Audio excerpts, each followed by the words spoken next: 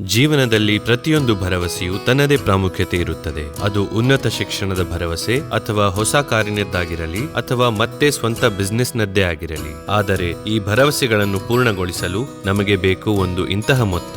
Life ಕವರ್ನ ಮೂಲಕ ನಿಮ್ಮ ಕುಟುಂಬದ ಫ್ಯೂಚರ್ ಅನ್ನು ಕೂಡ ಸೆಕ್ಯೂರ್ ಮಾಡಬೇಕು ಮತ್ತು ಅಶ್ಯೂರಿಟಿಯೊಂದಿಗೆ ಹೆಚ್ಚುತ್ತಾ ಇರಬೇಕು.